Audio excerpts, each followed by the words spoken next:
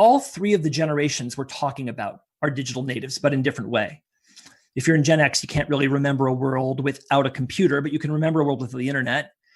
If you're if you're in Generation Y, you can remember a world without smartphones, but probably not without the internet. And that computer is the reason why you're one of the overscheduled.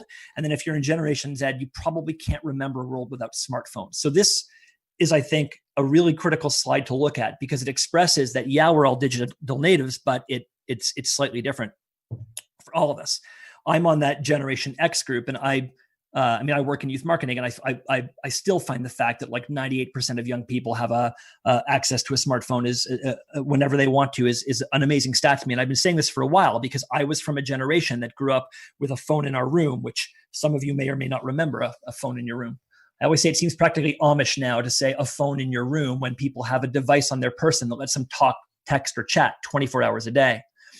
What I will say is that those of us who grew up without the internet, but with computers, took to the internet quite quickly. And so I will say that Gen X behaves a little more like Gen Y or like Gen Z than they do like boomers when it comes to how quickly we've embraced the internet and how much we've taken it into our everyday lives. And that comes from having some form of digital nativity. So that digital nativity directly corresponds to an ability to create community at a time when young people have never needed to create community more than ever. That's a pre-COVID thing. We have fewer young people in our homes to hang out with than any prior generation.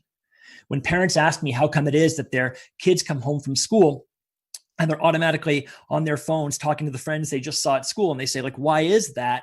The answer is really simple. There are fewer kids your own age to hang out with in your own house. You may not have a brother or sister at all. And if you do, they may be 3 or 4 years removed from you. Families are smaller, and families are spending less time together than ever before. As much as it doesn't feel that way right now, families were anyway spending less time together than ever before. So I think one of the reasons we saw this great rise of social media coming out of Generation Y was because they needed their friends to create that community more than ever before.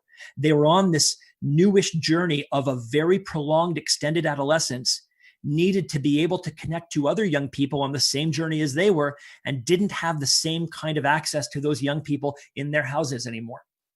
And I think fundamentally, that's the genesis of social media. Put that and digital nativity together, and here you go. So now we have a group of young people who can connect and commune whenever they want to, and not just to the people who are immediately close to them, but actually to people anywhere around the world.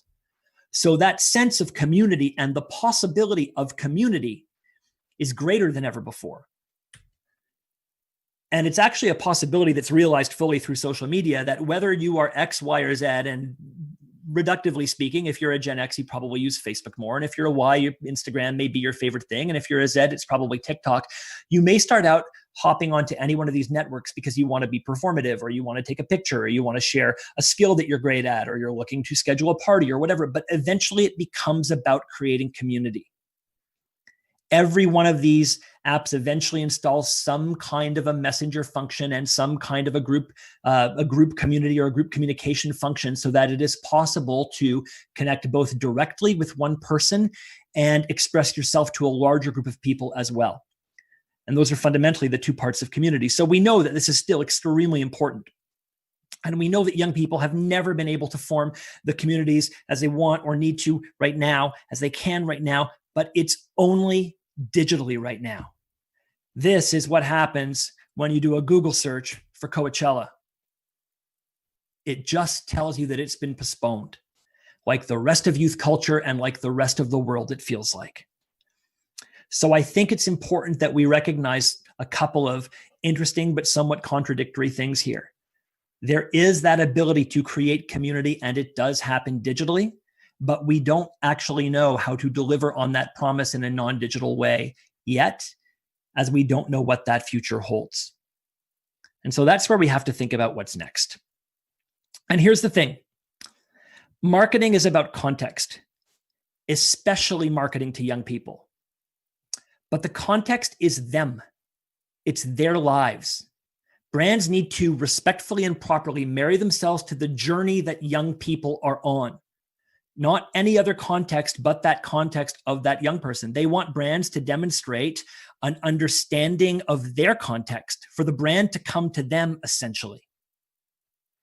So it's the difference between the Kendall Jenner Pepsi ad and a Colin Kaepernick Nike ad, where both of them are actually tackling a big, broad societal issue, trying to anyway, and both of them are dealing with something quite heavy that is a real issue in the world, but one of them understands context and one of them doesn't. One of them literally has the brand trying to solve something that it can. The brand inserts itself into a conversation it shouldn't be a part of. The other shows the brand properly inserting itself into that conversation. This was an ad about Nike and young people, and it addressed context properly. This was an ad about Pepsi that tried to marry contemporary context with the brand in a way that just didn't work. So ideally, a brand would find that the context it wants to find itself in and the context in the life of a young person are the same, and that's where brands can start to have contextual conversations. The problem is we have never had as much context as we do right now. And it's not the context of the lives of a young person. It's actually a broader societal, worldwide context that is dominating everything.